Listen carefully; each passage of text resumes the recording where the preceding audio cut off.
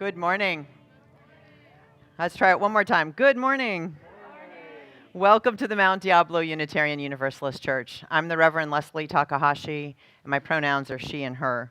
We are so glad to have you with us, whether you're here on campus or you're joining us from your home this morning. We're really grateful to have you. It's an exciting day here.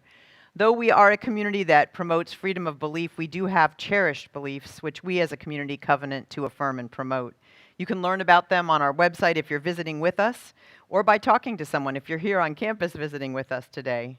Please fill out a visitor's card if you are visiting with us, either online or at our table after the service, because that will allow us to follow up and make sure that we can answer questions that you may have.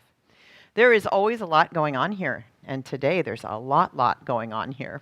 So, for those interested in signing the book, we're going to have our first Sunday membership book signing here. It'll be at this table at 11:30 today. So please meet me here after the service if you're interested in signing the book. Thanks to all who participated in the giving program for Hope Solutions and the families. We have filled all our spots. Isn't that wonderful? Yeah. We are, however, much in need of gift cards for those within our MDUUC community who could use a little extra help this holiday season. So you can learn about this and the MDUUC Script program, which gives you 2 ways of giving in the December Beacon. Our Breath and Spirit meditation retreat is this Saturday afternoon. It's an in-person event with a virtual component. And starting December 19th, we will be adopting a vaccination protocol for indoor programming. Those medically unable to be vaccinated will be able to be exempted, and we will be also allowing the use of negative COVID tests as well. The details will be in your email in the next couple days, so watch your email for that, or if you do not have access to email, just see one of us after the service and we will let you know. Please stay for our craft fair today. Folks are setting up. It is an event sponsored by our amazing youth. And we could give a nice cry for, shout out for our youth, right. So find out what's happening here. Please go to our website. You can get the links and ways to register. Please contact me or our intern minister, Michael, if you are in need of a listening ear during this time of the year. Asking is a gift you give to our community, and welcome to our service today. You need to move over. Hello. Good morning. My name's Davina Smith. I'm a member of your Board of Trustees, and my pronouns are she, her, and hers. We like to begin our services by reading our church mission. We bring to life our Unitarian Universalist values as we seek truth and work for justice, nurture compassion and courage, reach out to each other and to our larger community of faith, bridge the divisions that wound the human family, transform ourselves and our world. Welcome to our service. We're so glad to have you with us, whether you are on campus, on a screen, or watching us later in the week. Please stay connected. Each week, this community offers many ways to connect with each other and grow our spirits and connections. You can learn more by visiting the mduuc.org website, and be sure to subscribe to our email lists. In these ever-challenging times, we are here for one another, so welcome. It's good to be together.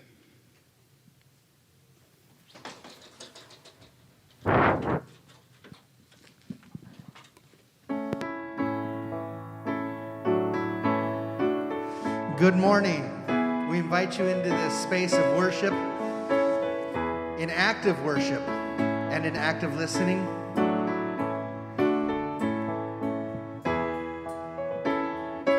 As we sing our gathering song.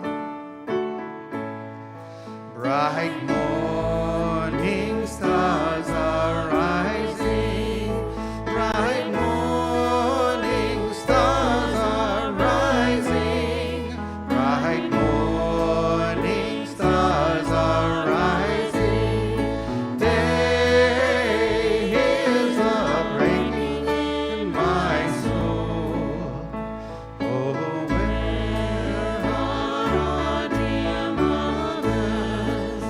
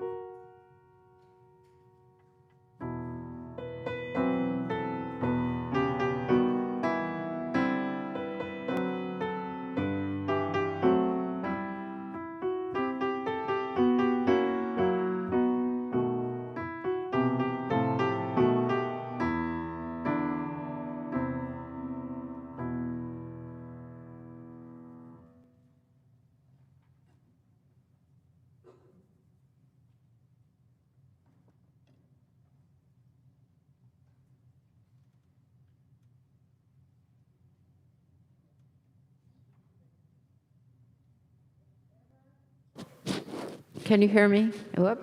If ever there were a time for a candle in the darkness, this would be it. Using a spark of hope, kindle the flame of love, ignite the light of peace, and field the flame of justice.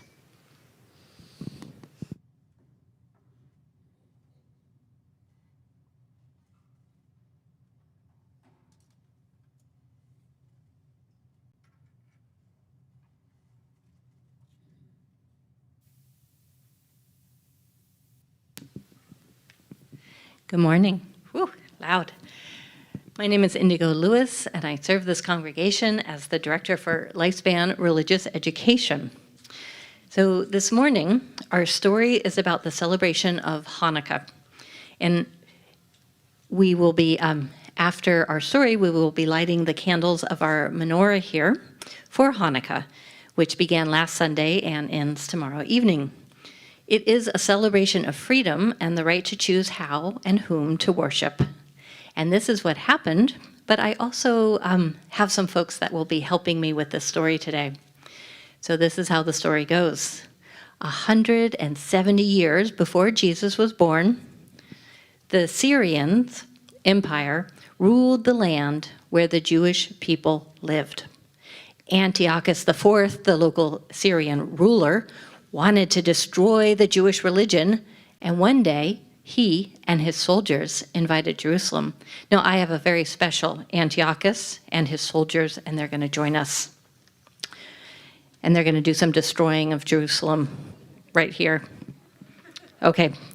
When they had taken over Jerusalem, the most holy city for the Jewish people, they went into the great temple, put up a pagan statue, and slaughtered pigs.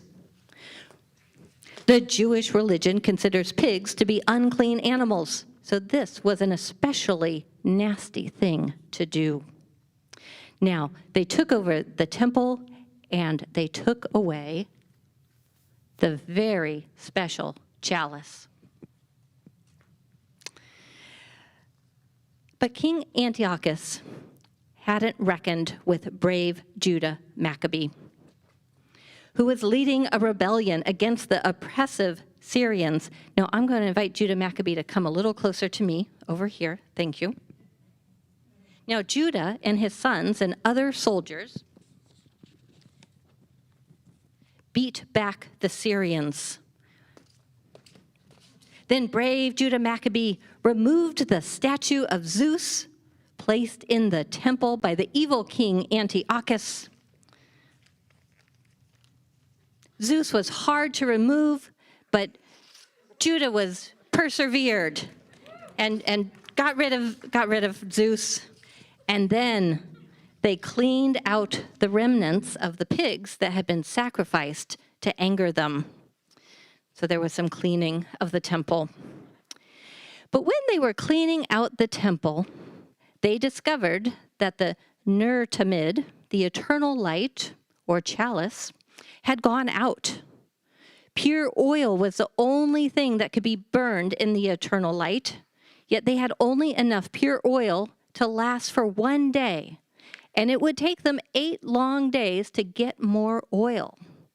Yet, miracle of miracles, the oil lasted for 8 days, long enough for them to get new oil.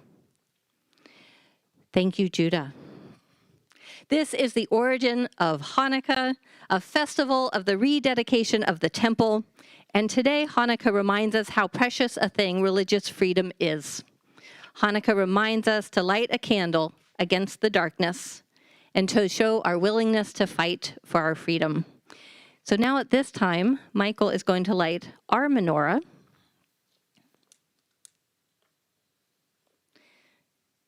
And we hope the wind will behave.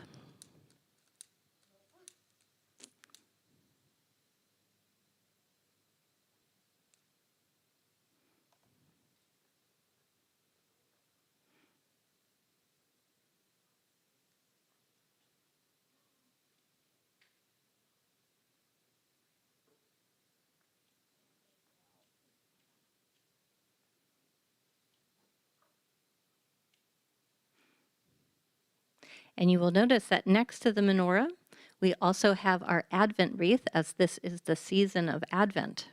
So after our menorah candles are lit, we will also be lighting the second candle of the Advent wreath, which is for peace.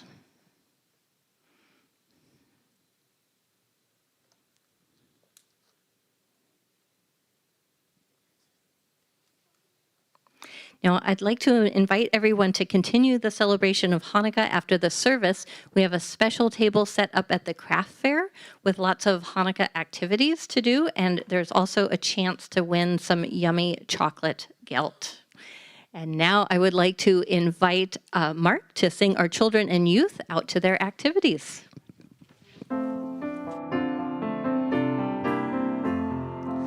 As you go, may joy surround you. As you go, go in peace. Know our love is with you always. As you go, as you go.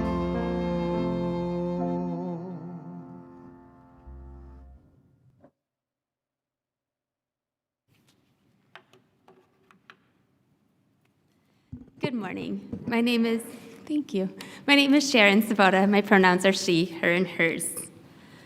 What matters? What do you want? What would it take for us to be happy? These are the existential questions that we grapple with while finding our own footing through this thing called life. Today I'm missing the tangible item called my glasses, so I'm doing my best here. This, as we know, is Advent season, also the beginning of Hanukkah for those who acknowledge that. One of the most popular questions that I hear at this particular time of the year is, what do you want for Christmas? Or what am I going to get for Christmas? This is a time of year that was once very stressful for me because of the weight I assigned to these two questions. With a fixed and modest budget, there was the financial limitations and the pressure of that. And with a never-ending cycle of clothes to wash, toys to pick up, books that have massively outgrown the amount of space we have on our shelves, the idea of buying or accumulating more is in itself another challenge. So my children and I kind of missed out on the boat of spring cleaning, so we tried doing fall cleaning. And we were doing this to try to make more space for the things that we might really want. I reframed the question, though. Instead of asking them, what do you want to get rid of, or what could you get rid of, I asked, what could you live without? My 9-year-old Espy pulled out her inhaler, and she showed this to me, and she said, this is the only thing I could live without. And that was really a telling moment for me, because I think she's mostly right. With the addition of a roof over our heads, food and water to sustain us, the other things that we really want, or that I really want, I think they're intangible.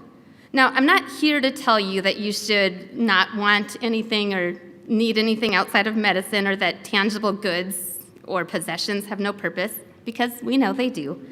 But I think I do want to invite us to reflect on what we'd put on our list this holiday season if tangible or material things were off the table. All of us might have very different lists, so I'm going to share a few things that are on mine. First, I put love. I don't think we even have to dispute this, but I'll just quote the Beatles. They said, love is all you need. I think in many ways they're right. I won't argue with them. I want and need to have love for myself, for my family, for those around me, for the work that I do, and for my community. Experiences.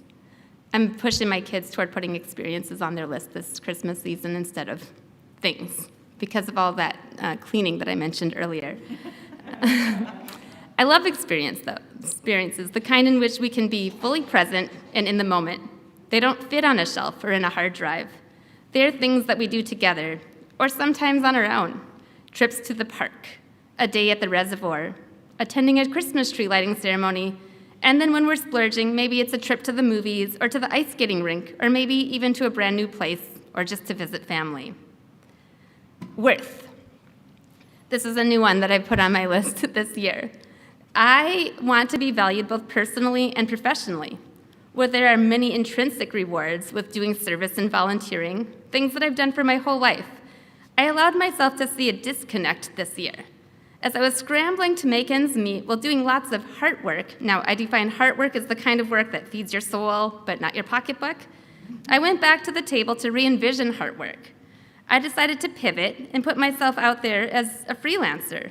I no longer do the thing that many women do and say, oh, it doesn't matter. It's not about the money. I'll just do it for you because I care. It's true, I'll do it because I care. And it isn't just about the money, but I had to start assigning myself some value. So I took on freelancing assignments, and I even sometimes asked for more than what they offered. So my rate is 22 cents. My words sell for 22 cents a word now when I'm getting paid as a freelancer, and sometimes people offer less. And I weigh it out and I say, okay, does this work? And does it not? And I make my decisions accordingly. And this is how I decided I needed to put some backing to my writing, because it's part of my identity, and it's how I make sense of the world. And I noticed that when I'm getting paid for my heart work, even if it's a modest amount, I struggle less and I have more to offer other people. And that in itself is a gift. Now, the other thing I haven't figured out, but if I could create this, I would do it. If I had a magical power, I would manufacture time, and I would add on several hours to each day. So as a person who works full-time at a college, reports as a second job, and also is writing books and agent shopping, while doing the most important job, raising a couple of human beings, I'm always short on time. I get up a few hours before the sun rises to get a head start, and this alone isn't enough. I've had to go through a discernment process to assess which things in my life support and which things hinder mine and my family's goals. Now, I have to say no sometimes. I have to honor my own boundaries. I pause before committing to determine if I really have the time, the open-heartedness, and the bandwidth to take on all that I'm committing to. Well, with my yes, it's the one thing is to make a task like, like I mentioned, I'm missing my glasses today. Make the one thing like going for a walk, which is a gift to me and my body. Will that be something that it still be possible? Or will I have to creatively combine the act of maybe exercising and seeing a friend, and maybe I combine it and we go for a walk together? Or do I have to say no, maybe next time? Health, this is the cornerstone of everything we do. So I say, may we nurture it, celebrate it, care for it and each other with all that we can. This holiday season, as you think about what you want for yourself and for those around you, I invite you also to create a list of intangible wants, the kind that cost no money. May you give and receive love. May you accumulate and share experiences. May you value yourself and those around you by giving the gift of presence. Now, not to be mistaken with presents, like the ones that we unwrap, but presence, being fully present. May you prioritize your time in a way that allows you to fully be who and where you are and in the moment that you're in. And most importantly, may you be well. Together, let us worship.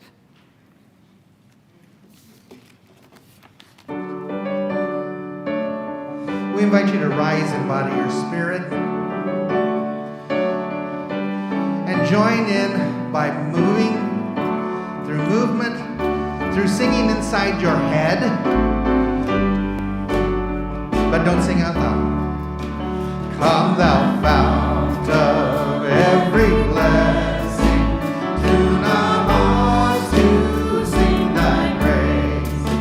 Streams of mercy never ceasing, call for songs of loudest praise. While the hope of life's perfection fills our hearts with joy and love, teach us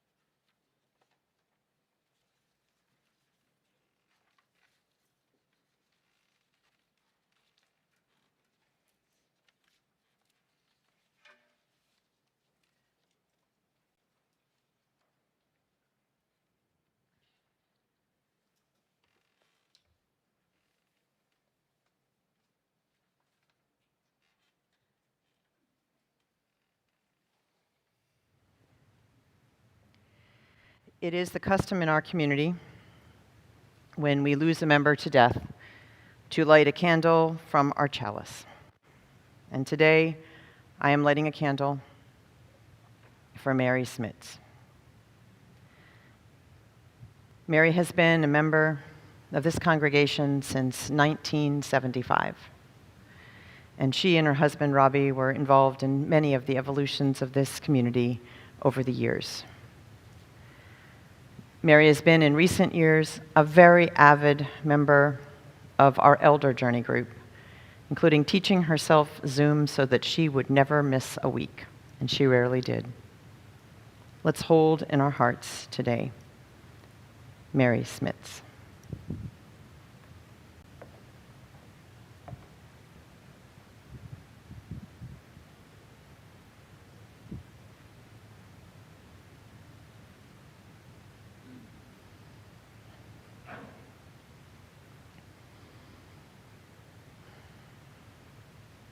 We will provide detail on services and other remembrances for Mary, but in the meantime, Mary would love it, I know, if you would read a book or pet a cat.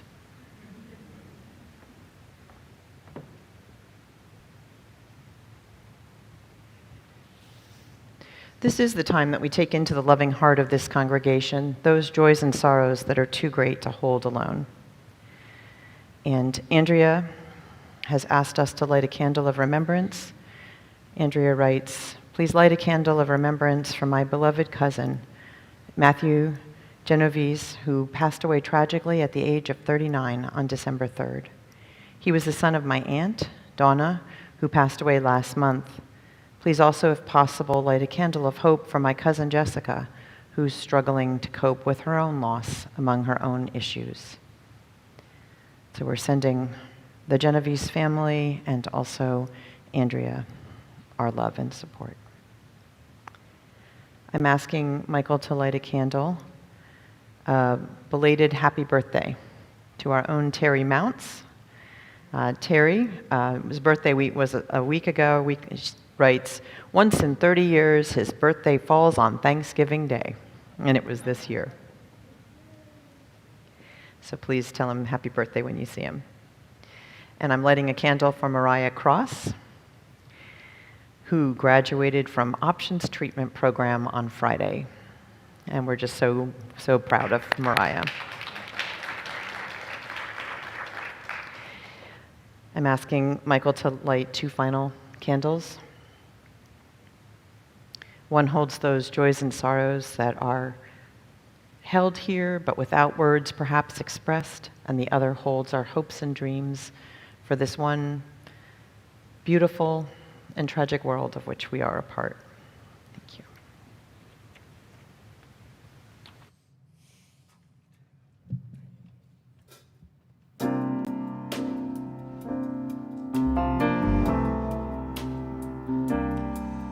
There's so much to appreciate, even though the world seems out of hand. Even when we do not understand, still there's so much.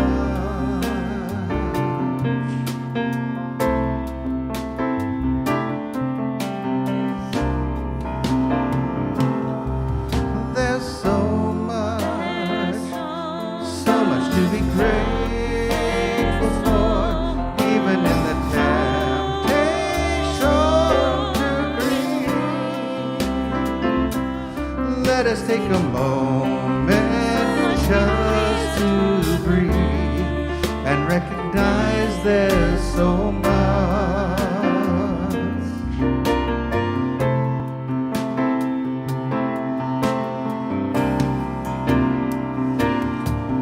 There's so much that is wonderful, even in the midst of loss and shame. There's a chance that something new begins.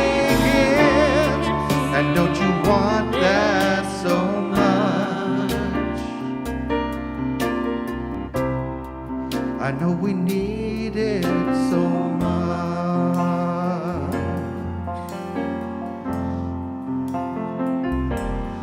So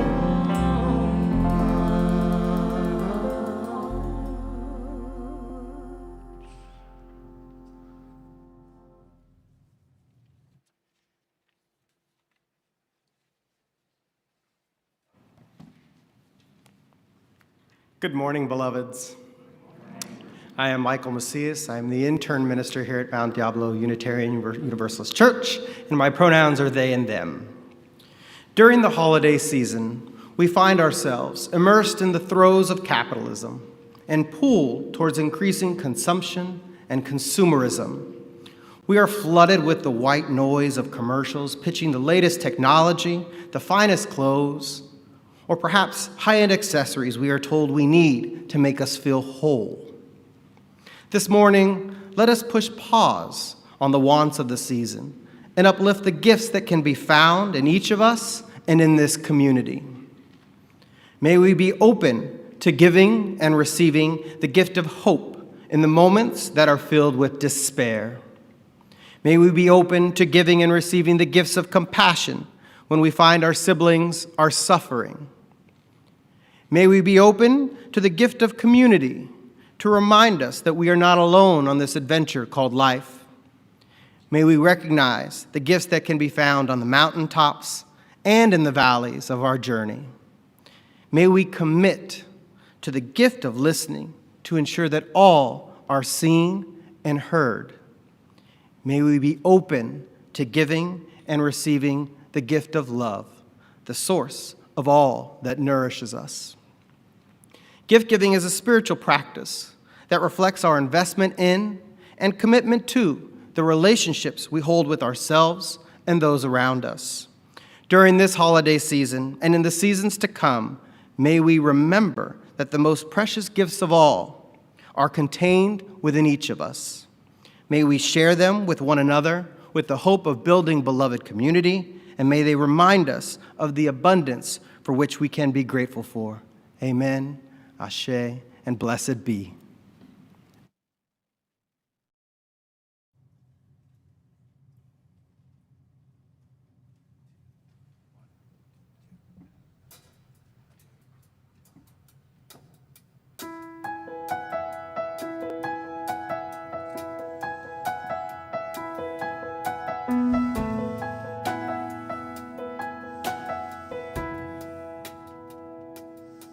I hope the days come easy and the moments pass slow, and each road leads you where you wanna go.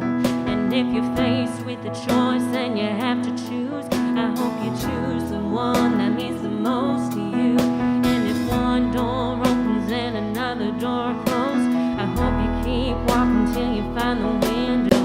If it's cold outside, show the world the warmth of your smile.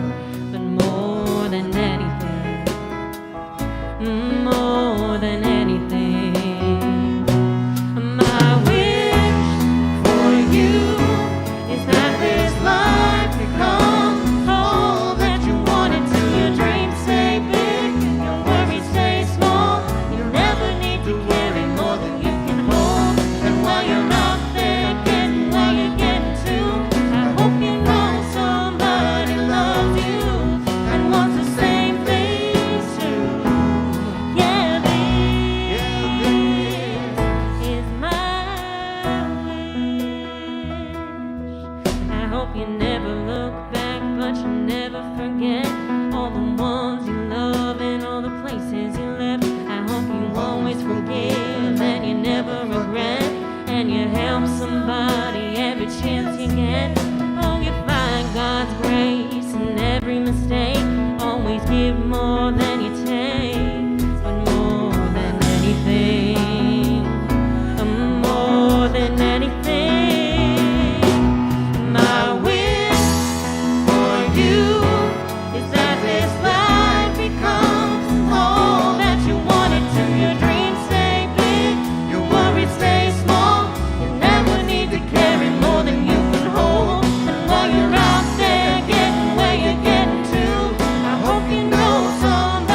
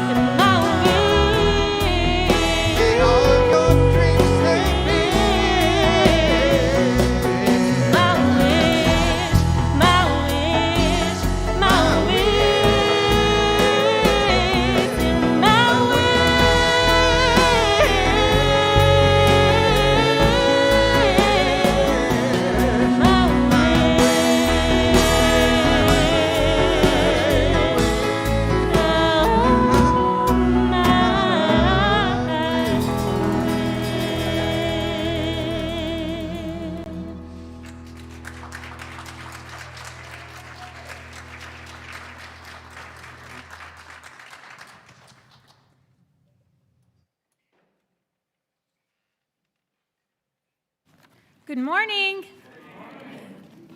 So good to see all of you. I am Janice Davis, a member of your Board of Trustees, and I use the pronouns she, her, and hers. At this time of year, I think of customs. And one of the customs that our family has is that after Thanksgiving, we ask, and sometimes at Thanksgiving, we always ask the young people in our family what they would really want as gifts from us for the holidays. Because they are now very fortunate teenagers, they often have to get back to us because they have outgrown the wooden castles, the Tonka toys, the wonderful things we bought for them long ago. They now have other choices.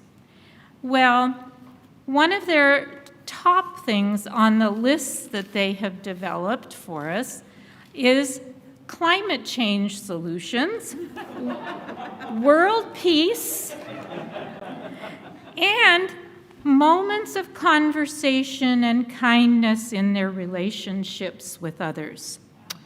So, as a result, gift giving, which I thoroughly enjoy, has become more thoughtful and intentional. We too, as the elders in our family, are asked what we would like to receive. It's a puzzling question for us as well. I've been thinking about the most important gifts we already have. Well, I discover each winter holiday season the joy of cooking, from the spattered and faded recipe for my Aunt Marie's dinner rolls, a gift of her experience and her baking talent. I also find and arrange the Santa dolls that Pete's very skillful mother made for us. I'd like to call her crafty, but that sometimes has a different connotation. I try once again also to find the right kind of bulb and extension cord to light up the plastic Santa figure that shone in my grandparents' window when I was 4. If you think about the things that are really meaningful to you, the customs that your family or perhaps you have invented and were not family customs, it gives one pause to think about all the kind and caring things that have happened in your life, the many heartwarming memories. Today, you can call this Giving Sunday. You can give time and talent and treasure. This is the point in our service when you can give what you can and as much as you can to support this incredibly inspiring faith community and its work in the world for our planet and for social justice. If you're live streaming or watching this service later in the week, you can donate to MDUUC by clicking on Give Now. If you're here in person, you can give now also, as the ushers come forward to collect the offering.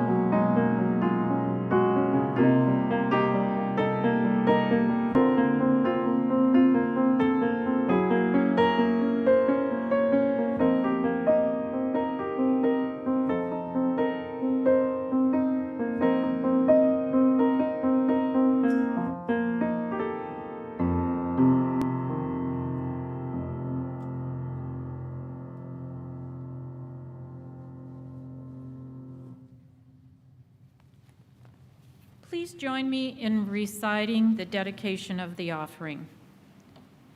It should be on the screen. To the work of this community in transforming ourselves and our world, we dedicate our offerings.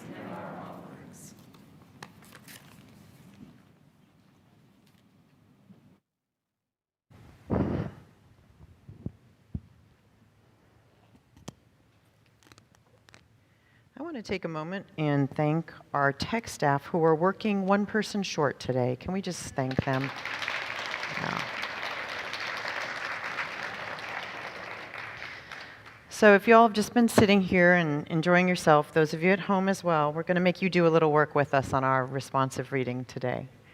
We're going to invite you, those of you who are here in the sanctuary with us, which I just have to tell you, it still warms my heart. It still brings tears to my eyes to have you in here. You will be joining on the red slides, the slides with red words. Those of you on the patio will be joining with Michael for the green worded slides. And those of you at home are joining me on the blue. There'll be some way of figuring this out, but we'll know. Okay, we'll sense. So let us just enter into the spirit of this day.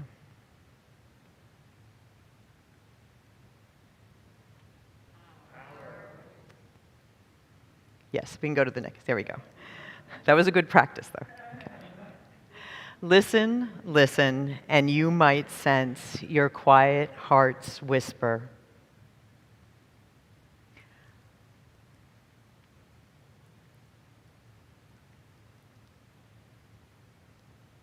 You are free to take in the greatest gifts of awe and joy and peace.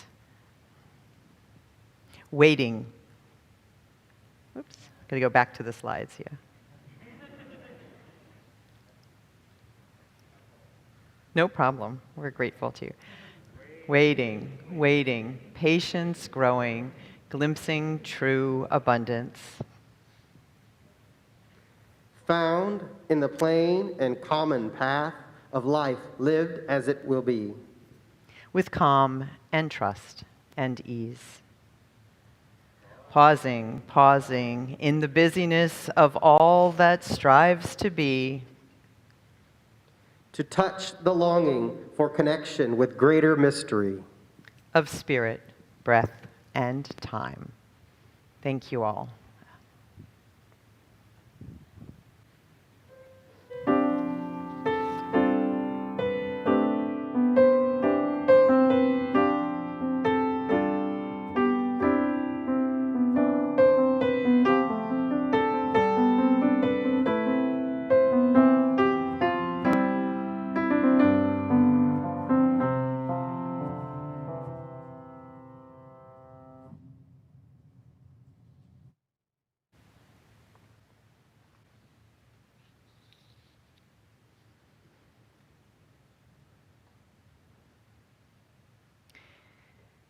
One day, this week, I was driving home from a great walk with a handsome young companion, who might still be under a year old, when I saw a billboard that proclaimed, "Discover why Jesus created you."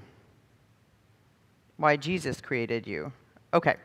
Good grief, I said to baby O, that is some confusing theology right there. These folks who've named themselves as the bearers of truth, some odd cousin Unitarians who believe that the one and only divinity is Jesus rather than God, and further believe that this omnipotent Jesus spent 7 days creating the world before he was born or something like that? It was really confusing. My travel partner had the wise and concise response. He said, "Da," which is his word for dog and reflects an entirely different theological view. He was clear, and that it was really all there was to say about that situation, and I had to kind of agree. The incident, though, reminded me that at one point early in my first ministry, I somehow became convinced that Buddha's birthday was in early December. I'm not sure how that happened, because false news wasn't even invented then. However, Buddha's birthday, which is a sort of squishy, kind of the way Jesus' birthday is from a historic sense, if it happened at all, was generally celebrated in April. So apparently, I confused Christmas with Easter, which is not a really great thing to do as a minister. I do, however, know why it happened. I don't know how it happened, but I know why it happened. Because every year, between the gastronomical excesses of Thanksgiving and the full onslaught of Christmas, I always feel like I need a little Buddhist palate cleansing between the courses. Anyone else with me on this? Yeah. This year I feel like it's really needed. So aren't we all here continuing to tumble through an endless assessment of which end is up and what it really matters? I know for us on the staff, we've spent a busy week deciding how we're going to create these little stickers that we'll give people once we've figured out that they're vaccinated so that we can begin yet another protocol in this time. A pandemic seems to have no end. There are polar ice caps that are definitively appear to have one, and realization that we are living in this divided nation for the foreseeable future. And it has many of us truly trying to assess, as Sharon said, what is truly important. I suspect that the Great Resignation is as much about whether it's worth it to spend our life energy working as much as we are, as it is the wages as well. In other times, say 2019, one might have caught someone talking about the added stress of this season. I think after the forced humbug of last year, we might all be a little more inclined to welcome that, the buzz and the busyness. And still, isn't it important to reflect on what's in this season for all of us at the core? Yesterday, I saw a huge white blow-up Christmas llama. And then half a dozen blow-up yard ornaments featuring Jim Carrey. I want to be clear that I'm not immune. In a weak moment, I purchased a gift box for a Jewish family which featured different flavors of jelly beans for each of the 8 nights. I'm not quite sure why I did that, but it happened. Palate cleaning, I'm telling you, it's a good idea. The Buddhist tradition, as it's practiced in this country, is an amalgamation. It's a bit like the Jesus who created you and me, apparently. Yet its practitioners do offer deep wisdom from which we can all benefit, and I want to invite us all into that richness today. We have the 12 days of Christmas, the 8 nights of Hanukkah. It seems reasonable that we could have at least half a dozen truths from the Buddhist tradition to keep this all grounded and real for us at this time. So I'm going to invite us to take a moment and engage together in a version of the Buddhist metta contemplation as led by Melvin Escobar of the East Bay Meditation Center. I invite us to settle in, to find our breath, to ground ourselves in our space, to feel the chairs, the couches, the concrete, the rugs beneath us. May I be safe and protected, free from inner and outer harm. May you be safe and protected, free from inner and outer harm. May all beings be safe and protected, free from inner and outer harm. May I be happy. May you be happy. May all beings be happy. May I support the practice of loving awareness. May you support the practice of loving awareness. May everybody support the practice of loving awareness. May I be free from ill will, affliction, and anxiety. May you be free from ill will, affliction, and anxiety. May all beings be free from ill will, affliction, and anxiety. May I love myself as I am. May you love yourself as you are. May all beings love themselves as they are. May I be free from suffering. May you be free from suffering. May all be free from suffering. May I find peace in an uncertain world. May you find peace in an uncertain world. May all find peace in an uncertain world. May I find ease on the middle path between attachment and apathy. May you find ease on the middle path between attachment and apathy. May all beings find peace on the middle path between attachment and empathy.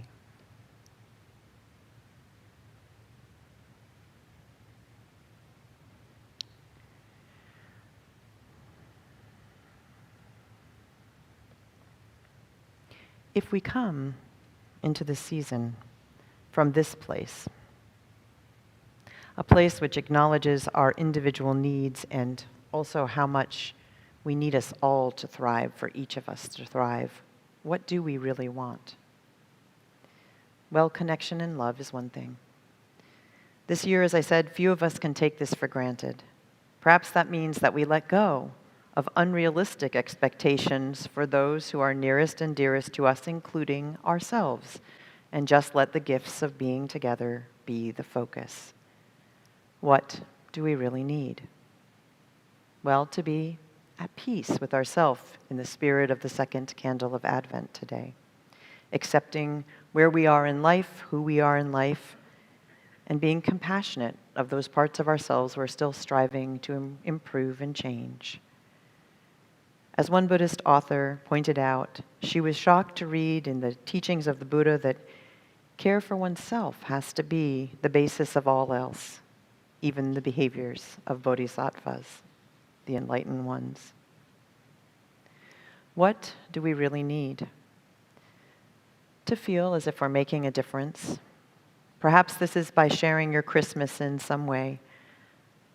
I was struck yesterday as I was here doing some work of what a delightful messiness and disorder there is around our Gilmartin building, where we have so many containers to receive things to give to others during this season.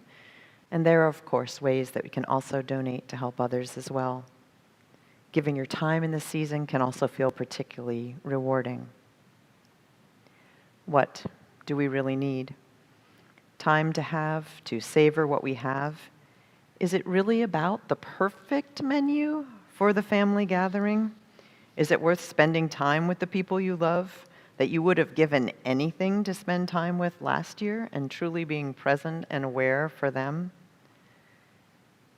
There's time that we have if we're not too busy clicking through all the ads that come into our emails this time of year, looking at all those 20% off, 50% off, 70% offs, all those little enticements there. These quieter days and darker nights are perfect for just simply standing beneath the stars or taking a drive to look at the holiday lights and llamas. Yeah. What do we really need? To be and to have those we love be free of suffering. In a year, in an era when the nation has lost over 600,000 people to COVID and 100,000 to opioid-related deaths, when others are dying simply because of the impacted medical systems, to have ourselves and those we love free from physical suffering is a real and true gift. And with this spike in anxiety and depression, we would also celebrate any day when we're free of those emotional and spiritual forms of suffering as well. These are important for us to get our desires into manageable measures. What do we really need? To be present to what is important and feel the abundance that is truly all around us every day. If you're having any issues trying to get in touch with that, that's one of the focuses of our Breath and Spirit gathering next Saturday.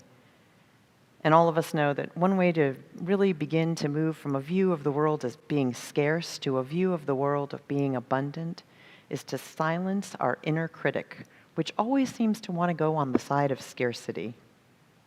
So, as Sharon said, let our presence be a present this year. In times when there is so much for us to hold, obtaining these sorts of gifts may seem really improbable.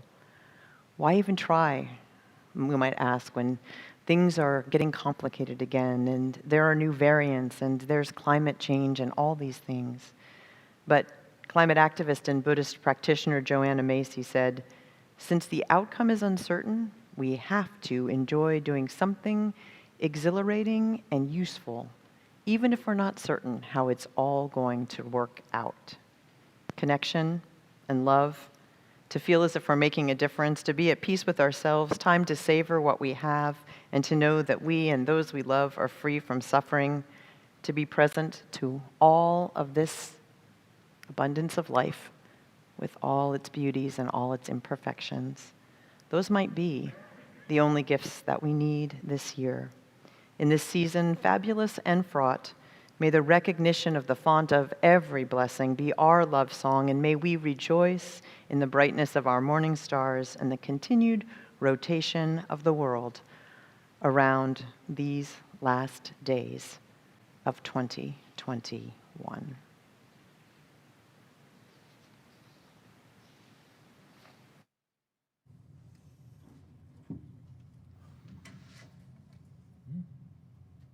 We invite you to rise in body or spirit.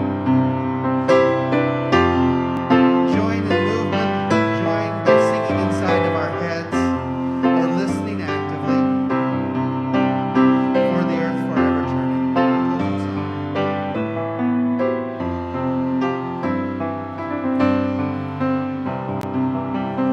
For the earth forever turning, for the skies for every sea, for our lives, for all we cherish, sing we our joyful song of peace. For the mountains, hills, and pastures in their silent majesty, for the stars, for all the heavens, sing we our joyful song of peace. For the sun, for rain and thunder, for the seasons' harmony, for our lives, for all creation, sing we our joyful praise to Thee. For the world we raise our voices, for the homeland gives us birth. In our joy we sing, returning home to our blue green hills of wood.